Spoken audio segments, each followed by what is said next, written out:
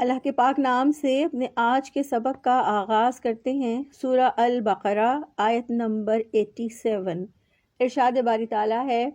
وَلَقَدْ آتَيْنَا مُوسَى الْكِتَابَ وَقَفَّيْنَا مِن بَعْدِهِ بِالرُّسُلِ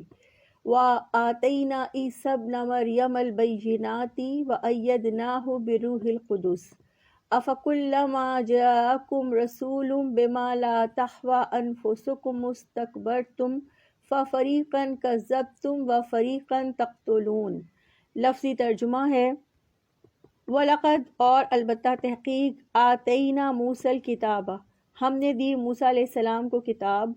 وَقَفَّيْنَا اور ہم نے پے در پے بھیجا، من بعدہ اس کے بعد، بالرسل رسولوں کو، وَآتَيْنَا اور ہم نے عطا کی عیسیٰ ابن مریم عیسیٰ ابن مریم کو، البینات کھلی نشانیاں، وَأَيَّدْنَاهُ اور ہم نے مدد کی اس کی، بروح القدس پاک روح کے ذریعے،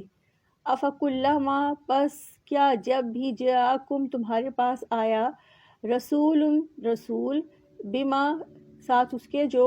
لا تہویٰ نہیں چاہتے تھے، انفسکم تمہارے نفس، استکبرتم تو تم نے تکبر کیا، ففریقاً تو ایک گروہ کو، کذبتم تم نے جھٹلایا، وفریقاً اور ایک گروہ کو، تقتلون تم سب قتل کرتے ہو۔ با محاورہ ترجمہ ہے اور بلا شبہ ہم نے یقیناً موسیٰ کو کتاب دی، اور اس کے بعد ہم نے پے در پے بہت سے رسول بھیجے، اور ہم نے عیسیٰ ابن مریم کو روشن نشانیاں دیں اور روح پاک سے اس کی مدد کی۔ تو کیا جب کبھی تمہارے پاس کوئی رسول اس چیز کے ساتھ آیا جو تمہارے دل نہیں چاہتے تھے تو تم نے تکبر کیا، چنانچہ کسی گروہ کو تم نے جھٹلایا اور کسی کو قتل کر دیا۔ اللہ تعالیٰ نے اس آیت میں بنی اسرائیل پر اپنے انعامات کا ذکر فرمایا ہے اور فرمایا وَلَقَدْ آتَيْنَا مُوسَى الْكِتَابَ اور بلا شبہ ہم نے یقیناً موسیٰ علیہ السلام کو کتاب دی، یعنی موسیٰ علیہ السلام کو مقدس تورات عطا فرمائی۔ سورہ المائدہ کی آیت نمبر 44 میں بھی اللہ تعالیٰ نے یہی فرمایا کہ ہم نے تورات نازل کی اور اس میں ہدایت اور روشنی تھی، اور اسی کے مطابق اللہ تعالیٰ کے فرما بردار انبیاء، اللہ والے اور علماء ان لوگوں کے لیے فیصلہ کرتے تھے جو یہودی تھے۔ پھر فرمایا وَقَفَّيْنَا مِن بَعْدِهِ بِالرُّسُلِ اور اس کے بعد ہم نے پے در پے بہت سے رسول بھیجے، یعنی موسیٰ علیہ السلام کے بعد اللہ تعالیٰ نے ایک کے بعد ایک رسول بھیجے جو تورات کے مطابق فیصلے کرتے تھے۔ قرآن پاک میں جن پیغمبروں کے نام آئے ہیں جنہیں اللہ تعالیٰ نے حضرت موسیٰ علیہ السلام کے بعد بھیجا، ان میں حضرت ہارون علیہ السلام، حضرت ذوالکفل، حضرت الیاس، حضرت عیسیٰ،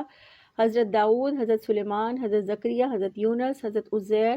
اور حضرت عیسیٰ اور حضرت یحییٰ علیہ السلام شامل ہیں۔ تو اللہ تعالیٰ نے حضرت موسیٰ علیہ السلام کے بعد ان رسولوں کو بھیجا،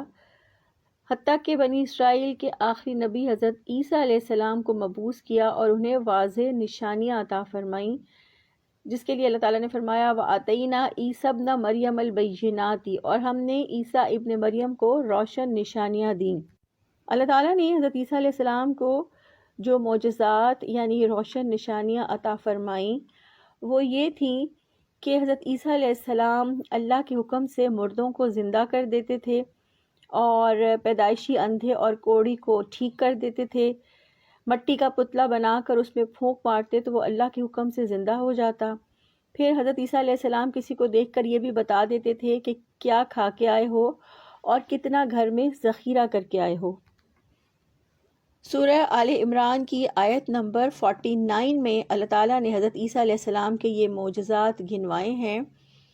فرمایا کہ وہ بنی اسرائیل کی جانب رسول ہوگا، بلا شبہ میں یقیناً تمہارے پاس تمہارے رب کی طرف سے نشانی لایا ہوں کہ میں یقیناً تمہارے لیے مٹی سے پرندے کی صورت جیسی چیز بناتا ہوں، پھر اس میں پھونک مارتا ہوں تو وہ اللہ تعالیٰ کے حکم سے پرندہ بن جاتا ہے، اور اللہ تعالیٰ کے حکم سے میں پیدائشی اندھے کو اور کوڑھی کو ٹھیک کرتا ہوں اور مردوں کو بھی زندہ کرتا ہوں، اور میں تمہیں خبر دیتا ہوں کہ تم کیا کھاتے ہو اور کیا اپنے گھروں میں ذخیرہ کرتے ہو، بلا شبہ اس میں یقیناً تمہارے لیے نشانی ہے اگر تم ایمان والے ہو۔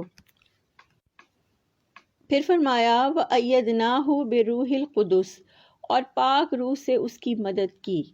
پاک روح سے مراد حضرت جبرائیل علیہ السلام ہیں۔ مختلف تفاسیر میں مختلف مفسرین نے روح القدس کے مختلف معانی بیان کیے ہیں۔ تفسیر ابن کثیر اور فتح البیان میں روح القدس سے مراد حضرت جبرائیل علیہ السلام ہی ہیں۔ کچھ تفاسیر میں اس سے مراد علم وحی ہے اور کچھ تفاسیر میں اس سے مراد اللہ تعالیٰ ہے۔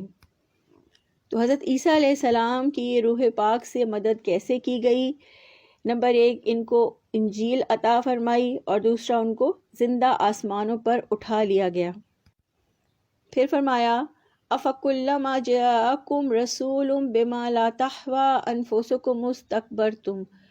تو کیا جب کبھی تمہارے پاس کوئی رسول اس چیز کے ساتھ آیا جو تمہارے دل نہیں چاہتے تھے تو تم نے تکبر کیا؟ یعنی کبھی رسول تمہارے پاس وہ چیز لائے جو تمہاری خواہش نفس کے خلاف تھی تو تم نے کبر کیا اور اس حکم سے ہی منہ موڑ لیا۔ یعنی اگر تم محمد صلی اللہ علیہ وآلہ وسلم پر ایمان نہیں لاتے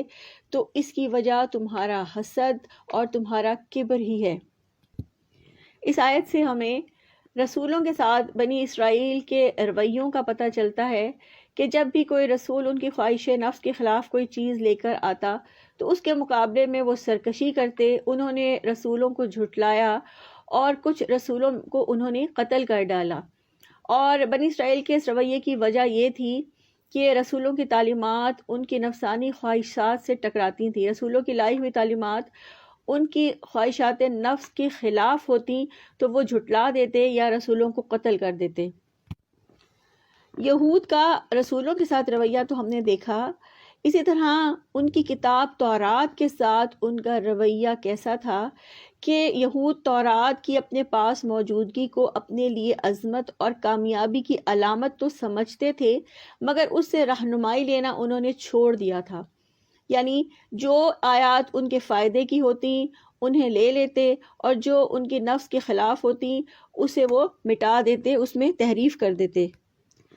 آج ہم مسلمان بھی اپنی کتاب قرآن حکیم کو اپنے لیے باعث فخر سمجھتے ہیں، اسے عظمت، کامیابی اور برکت کی علامت تو سمجھتے ہیں، مگر ہم نے بھی اس سے رہنمائی لینا، ہدایت لینا ختم کر دیا ہے۔ کتاب ہم شفا کے لیے، برکت کے لیے، رحمت کے لیے کھولتے ہیں، ہدایت اور رہنمائی کے لیے نہیں، جبکہ اللہ تعالیٰ نے اسے ہماری ہدایت اور رہنمائی کے لیے نازل فرمایا ہے۔ پھر فرمایا فَفَرِيقًا كَذَّبْتُمْ وَفَرِيقًا تَقْتُلُونَ، چنانچہ کسی گروہ کو تم نے جھٹلایا اور کسی کو قتل کر دیا۔ جن پیغمبروں کو یہود نے جھٹلایا وہ حضرت محمد صلی اللہ علیہ وآلہ وسلم اور حضرت عیسیٰ علیہ السلام ہیں، اور جنہیں قتل کیا وہ حضرت یحییٰ علیہ السلام اور حضرت زکریا علیہ السلام ہیں۔ حضرت جابر رضی اللہ عنہ سے روایت ہے کہ خیبر کی ایک یہودی عورت نے بکری کے گوشت میں زہر ملا کر رسول اللہ صلی اللہ علیہ وآلہ وسلم کو وہ گوشت ہدیہ بھیجا۔ آپ صلی اللہ علیہ وسلم نے اسے اٹھایا اور کھانا شروع کیا، لیکن اللہ تعالیٰ نے وحی کے ذریعے سے آپ کو خبر دے دی۔ آپ صلی اللہ علیہ وسلم نے ہاتھ کھانے سے روک لیا اور چند صحابہ نے بھی وہ کھانا کھایا اور وہ صحابہ وفات پا گئے تھے۔ اس سے پتہ چلتا ہے کہ یہودیوں نے اپنی فطری حسد، بغض اور نفرت کی وجہ سے رسول اللہ صلی اللہ علیہ وآلہ وسلم کے قتل کی ناپاک سازش تیار کی، لیکن اللہ تعالیٰ نے انہیں محفوظ رکھا۔ اسی طرح حضرت عیسیٰ علیہ السلام کو قتل کرنے کی بھی انہوں نے ناپاک سازش تیار کی تھی، لیکن اللہ تعالیٰ نے اپنی رحمت سے انہیں محفوظ رکھا اور انہیں اوپر آسمانوں پر اٹھا لیا۔ آیت نمبر 88 ہے وَقَالُوا قُلُوبُنَا غُلْفٌ بَل لَّعَنَهُمُ اللَّهُ بِكُفْرِهِمْ فَقَلِيلًا مَا يُؤْمِنُونَ۔ لفظی ترجمہ ہے وقالو، اور ان سب نے کہا، قلوبنا غلف، ہمارے دل غلاف میں ہیں، بل لعناہم اللہ، بلکہ ان پر لعنت کر دی اللہ نے، بکفرہم، ان کے کفر کے سبب، فقلیلا، تو بہت ہی کم، ما یؤمنون، جو وہ سب ایمان لاتے ہیں۔ با محاورہ ترجمہ ہے اور انہوں نے کہا کہ ہمارے دل غلاف میں ہیں، بلکہ اللہ تعالیٰ نے ان کے کفر کی وجہ سے ان پر لعنت کی، لہٰذا کم ہی ہے جس پر وہ ایمان لاتے ہیں۔ انسان کی یہ عادت ہے کہ وہ اپنی بری صفات کو بھی خوبصورت بنا کر دکھانے کی کوشش کرتا ہے، اور حقیقت کا اعتراف کرنا اس کے لیے بہت مشکل ہوتا ہے۔ یہی حالت یہودیوں کی تھی۔ وقالوا قلوبنا غلف، وہ یہ کہتے تھے کہ ہمارے دل غلاف میں ہیں، یعنی ہمارے دل غلاف میں لپٹے ہوئے ہیں، ان پر پردے پڑے ہوئے ہیں۔ اس سے مراد یہ ہے کہ اب دل میں کوئی نئی بات داخل نہیں ہو سکتی، اب تک جو سوچ ہے اور جو عمل ہے ہم اسی پر قائم رہیں گے۔ یہودی یہ بھی کہتے تھے کہ ہمارا عقیدہ پختہ ہے، اس لیے کوئی ہمیں کچھ بھی کہے ہم پر اس کی بات کا اثر نہیں ہوگا، جبکہ ایک غلط عقیدے پر جم جانا اور کسی کی بات نہ سننا یہ ایک جاہلانہ تعصب ہے، اور انسان اگر تعصب کو عقیدے کی پختگی کا نام دے تو یہ کوئی خوبی نہیں ہے۔ دوسری طرف اسرائیلی مفکر یہ بھی کہتے تھے کہ ہماری مقدس کتابیں اور ان سے حاصل شدہ علم ہمارے دلوں کا محافظ ہے، اور اس نے غلاف کی طرح ہمارے دلوں کو لپیٹ رکھا ہے، اور وہ کوئی غیر ضروری چیز اس میں داخل نہیں ہونے دیتا۔ اس سے پتہ چلتا ہے کہ یہ خود اپنی زبان سے تسلیم کرتے تھے اور ابھی بھی کرتے ہیں کہ اپنی مسخ شدہ تحریف شدہ کتابوں میں سے اپنے مطلب کی باتیں انہوں نے یاد کر لی ہیں، جو ان کے دلوں پر مہر کی طرح سے ثبت ہو گئی ہیں، اور اب سب دروازے اصلاح کے اور راستی کے ان پر ان کی اپنی بدبختی کے باعث بند ہو چکے ہیں، اس لیے اب یہ ایمان نہیں لائیں گے۔ یعنی یہودی کہتے تھے کہ ہمارے دلوں پر پردے پڑے ہیں، اس لیے تمہاری باتیں ہم نہیں سمجھ سکتے۔ وہ دین اسلام کو برحق سمجھ لینے کے باوجود بھی اسے قبول کرنے کے لیے اس لیے تیار نہیں تھے کہ اس طرح ان کا مذہبی توافق، یعنی کہ ان کی مذہبی اجارہ داری، مذہبی برتری اور اقتدار خطرے میں پڑ جاتا بلکہ ان سے چھن جاتا۔ پھر فرمایا بل لعنہم اللہ بکفرہم فقلیلا ما یؤمنون، بلکہ اللہ تعالیٰ نے ان کے کفر کی وجہ سے ان پر لعنت کی، لہٰذا کم ہی ہے جس پر وہ ایمان لاتے ہیں۔ اللہ تعالیٰ نے یہود کے مکر و فریب کی قلعی کھولتے ہوئے واضح فرما دیا کہ ان کے کفر اور ہٹ دھرمی کی وجہ سے اللہ نے ان پر لعنت کی ہے، اور یہ اس لعنت کا ہی اثر ہے کہ ان کے دل اب حق بات کو قبول نہیں کرتے۔ حضرت ابن عباس رضی اللہ تعالیٰ عنہ کا قول ہے کہ یہود کہتے تھے کہ ہمارے دل تو پہلے ہی علم و معرفت سے بھرے ہوئے ہیں،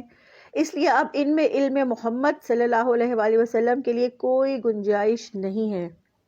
اللہ تعالیٰ نے ان کے اس قول کی تردید کی اور فرمایا